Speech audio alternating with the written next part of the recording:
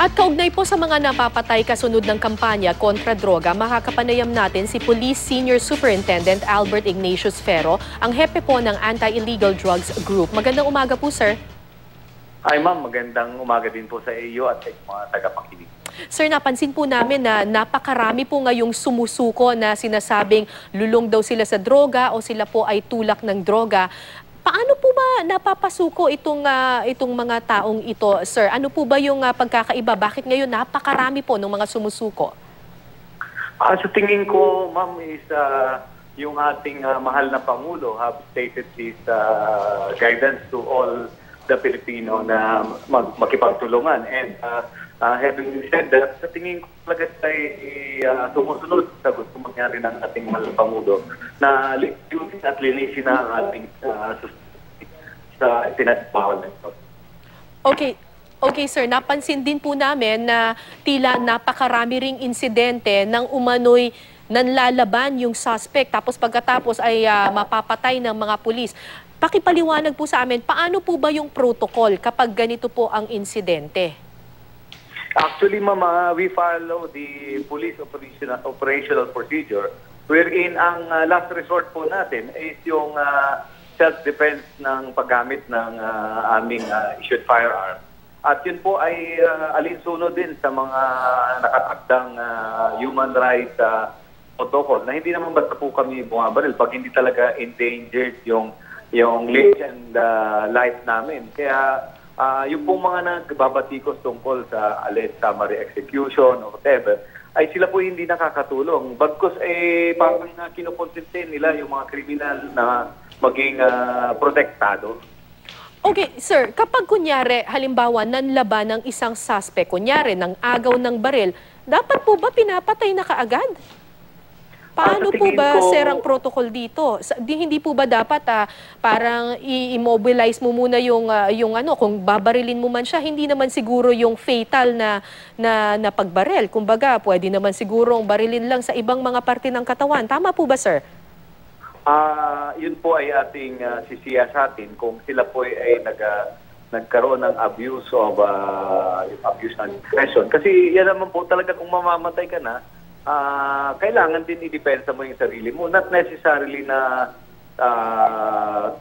agad-agad patay na kaagad yung tao. Kung pwede kang hindi ka gumamit ng firearms mo, pwede naman po yun. Pero lahat po kasi ng mga situation iba-iba. So, minsan po, hindi dapat natin generalize yung mga nangyari. Kasi sa ngayon po, may kanya-kanya po kasi yung mga peculiarity ang bawat incident. So, kung pabibigyan po lang natin po ang ating kapulisan at ang ating mga law enforcement, pagbigyan po natin sila ng kaukulang panahon para ipakita kung paano ang ating dapat gawin. At the same time, rest assured, ang inyong kapulisan naman ay maayos naman. Sumusunod naman po kami sa mga alituntunin ng saligang batas. At we respect human rights sa ating bayan. Right. Pero ano po yung protocol? Ano po ba yung sinusundan ninyong mga pamantayan? Halimbawa, nanlaban po yung isang suspect. Ano po ba muna yung mga dapat gawin bago po humantong doon sa pagbaril mismo or pagpatay mismo doon sa suspect? Actually, kung hindi mo naman kailangan yung firearms mo, kung pwede mo naman yung tinatawag na yung martial arts techniques na pwede mo siyang i-contain or i-handcuff, i-handcuff mo muna. Pero kung talagang imminent ang danger sa atin, very high yung risk na mamamatay din tayo, then the lethal force should be applied kung talagang kailangan. Hindi naman necessarily na para bang makita lang natin, patayin na natin. Hindi naman po ganun ang kapulisan. Okay.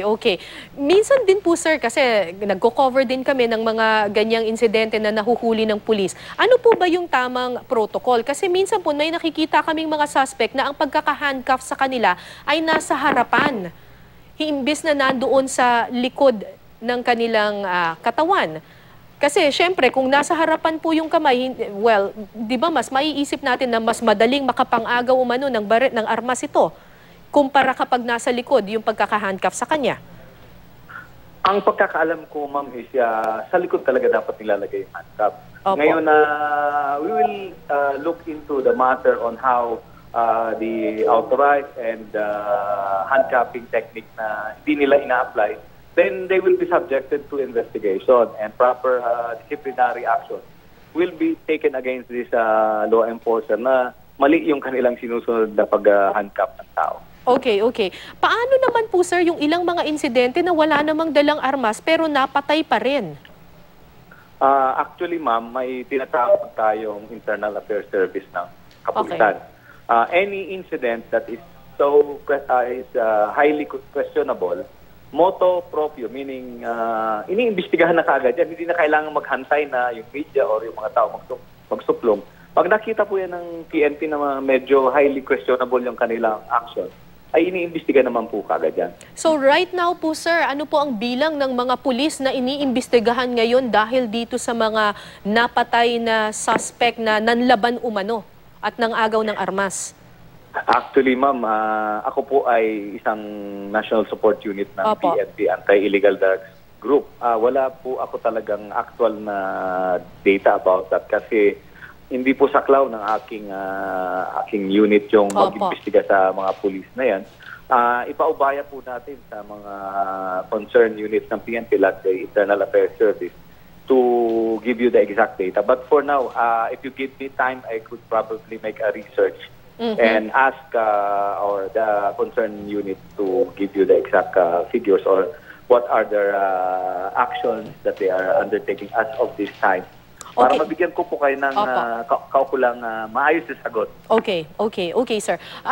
Ito pong, kanina po nabanggit ninyo itong summary executions, ito pong mga nakabalot ng packaging tape ng mga suspect. Ano po ang pananaw ninyo dito? Kasi ang sinasabi ng mga tao, tila ba tumataas ang bilang ng vigilante killings ngayon, sir? Ay, ma'am, hindi ko po nabanggit yun. Baka kayo po ang nagsabi niyan. Hindi ko po nabanggit naman yung nakabalot na. Ano po yun? Opo, sir. Ano po ang pananaw ninyo tungkol po dito sa mga naglalabasan po ngayon sa balita ng mga tila ba summary executions? Sa tingin ko, ma'am, as had been earlier pronounced by our Chief PNP ni Sir Pato, na hindi siya magpupunto ng vigilantism at yung mga ganyan, summary execution. Hindi po natin yan hindi natin ina-accept yan as a form of anti-criminality. Kasi mali po yun. Meron po tayong Philippine National Police para siya po ang magmintina ng kapayapaan sa ating bayan. Hindi po yung mga yung gumagawa po ng mga ganyan. Opo. Sir, itinuturo po ang paggamit ng droga bilang ugat ng iba pa pong krimen gaya ng pagpatay, panggagahasa. Ngayon pong maraming napatay, na aresto at mga sumukong drug suspects. Masasabi niyo po ba na nabawasan din yung bilang ng iba pang krimen? Opo, ma'am. Sa katunayan po, 34% ng crime on a nationwide scale are drug-related. And 80% ng heinous crime are drug-related. So, if you are able to suppress the proliferation of illegal drugs or stop this kind of menace, probably and highly possible na talaga magbaba yung kriminalidad.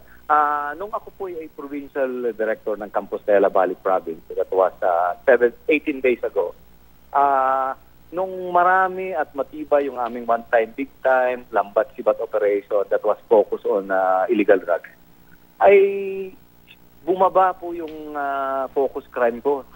Example, noong 2014, the whole year, 27 per week ang focus crime, meaning murder, homicide, rape, physical injury, motor napping, car napping, and theft and robbery. So, yun po, nung hindi masyado maigting ang mga kapal, warrant, bypass, all anti-illegal drugs operations. Ganito, 26 kada linggo. Pero nung dumating yung 2015 last year, bumaba siya, naging 17, 15, 16. And I was so happy that the first semester of this year, single digit na lang kami doon sa Compostela Valley. Meaning, if we fight, really, we go to direct to the evil, root cause ng kriminalidad, I think we will be able to make our country much more peaceful and stable. Okay, alam naman po natin sir na may ilan pong bumabatikos ngayon nagsasabi baka naman yung mga nasa lower class or yung mga mahihirap lang daw ang nagiging biktima nagiging iniimbestigahan o kaya tinutugis ng mga pulis pagdating sa anti-illegal drugs. Paano naman daw yung mga high profile o yung mga mas mayayaman po na mga involved din daw sa droga? Meron din ba kayong operasyon para sa kanila? Actually, ma'am, we have started the internal cleansing and yung mga tinitingnan na natin yung mga involved na government officials, saka yung malalaking target. Hopefully, in the next few days, we'll be able to gain some successes trying to pin down or properly investigate these people that are involved in on a large scale. Pwede lang po kami maghingi ng konting panahon para yung ating effort laban sa mga malalaking target ay magawa natin. Okay, and with that, maraming salamat po, Police Senior Superintendent Albert Ignatius Ferro, ang hepe po ng Anti-Illegal Drugs Group. Maraming salamat, sir. Yes, ma'am. Maraming salamat din po sa inyo. Mabuhay po kayo.